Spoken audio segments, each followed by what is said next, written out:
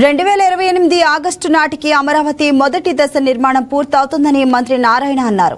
అమరావతి రైతుల విషయంలో వైసీపీ దుష్ప్రచారం చేస్తుందని రాజధాని ప్రాంతంలో పర్యటించిన మంత్రి నారాయణ జగన్ ఏసీ రూముల్లో కూర్చుంటే అమరావతిలో అభివృద్ధి కనిపించదు అన్నారు.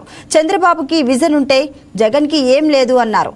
రైతుల నుంచి బలవంతంగా భూమి సేకరించడం లేదన్నారు. వర్షాకాలం వస్తుంది కాబట్టి కొండవీటి వాగు, పాలవాగు పనులు త్వరగా పూర్తి చేస్తున్నట్లు తెలిపారు. 69 బ్రిడ్జిల దగ్గర వేగంగా పనులు జరుగుతున్నాయని అన్నారు. ఇప్పుడు ల్యాండ్ పుల్లింగ్ కి 2014-19 చేసామండి. అప్పటి నుంచి ల్యాండ్ పుల్లింగ్ కే రమ్మంటున్నాం. మేము ల్యాండ్ అక్విజిషన్ కాదు, ల్యాండ్ పుల్లింగ్ కే ప్రభుత్వం ఇంట్రెస్ట్ చూపిస్తుంది. ల్యాండ్ అక్విజిషన్ అయితే రైతులు ఇబ్బంది పడతారని. కానీ ఈరోజు ట్రంక్ రోడ్స్, లేఅవుట్స్ అన్ని అయిపోయే స్థితిలో ఇంకా కూడా ముందుకు బాగా ఉంటే ఆ కట్టిని వేస్ట్ అయిపోద్ది. సీడాక్స్ రోడ్ అయిపోతుంది. బ్రిడ్జ్ వాళ్ళు నెలాఖరికి ఇచ్చేస్తున్నారు. స్టీల్ బ్రిడ్జ్ ఇచ్చేసిన తర్వాత ఆ బ్యాలెన్స్ ఏదైతే ఇంకా 2.75 ఎకరాలు రావాలి.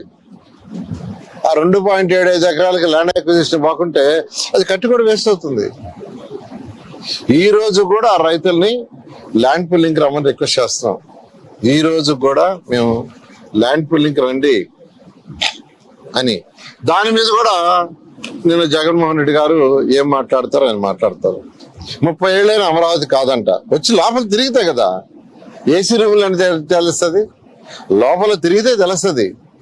ట్రంక్ రోడ్లు ఏమాత్రం వచ్చినాయి 360 కిలోమీటర్లు, లేఅవుట్స్ 1500 కిలోమీటర్స్ ఏమాత్రం అయిపోయినాయి, బిల్డింగ్లు అధికార బిల్డింగ్ లోపల మీరు చూడాలా.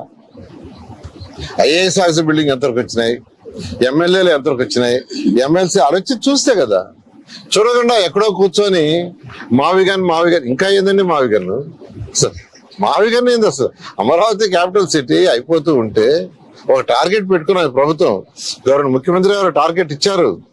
ఆ టార్గెట్ ప్రకారం ముందుకు పోతుంటే ఇప్పుడు ఇంకా మావిగన్ను, ఇక్కడ నుంచి మచిలీపట్నం రోడ్డు, అసలు ఏది అసలు ఆ కాన్సెప్టే అవగాహన రాహిత్యం. గవర్నమెంట్ ముఖ్యమంత్రి గారు ఒకటే అన్నారు, ఇది ప్రపంచంలో టాప్ 5 రాజధానులు ఒకటి కాటాలి, దీన్ని చూడటానికి అనేక మంది రావాలి, ఇది టూరిజం ఏరియా కావాలి, దీనివల్ల ఎంతో మందికి ఎంప్లాయ్మెంట్ రావాలి, ప్రజల యొక్క ఆర్థిక స్థితి పెరగాలి, ఈ రాష్ట్రంలో ఉండే ప్రజల ఆర్థిక స్థితి పెరగాలి. ఏ విధంగా అయితే హైదరాబాద్ ని డెవలప్ చేస్తే తెలంగాణకు వచ్చే ఆదాయంలో మెజారిటీ హైదరాబాద్ నుంచి వస్తుంది. ఆ వచ్చే ఆదాయాన్ని అన్ని జిల్లాలకు పంచుతున్నారు. అదేవిధంగా రేపు ఇక్కడ వచ్చే ఎకనామిక్ యాక్టివిటీ వల్ల ఆ వచ్చే ఆదాయాన్ని అన్ని జిల్లాలకు 28 జిల్లాలకు పంచుతాం. ఒక లాంగ్ విజన్ తో మా నాయకుడు చేస్తున్నాడు. ఆ విజన్ లేని నాయకుడు గత ముఖ్యమంత్రి.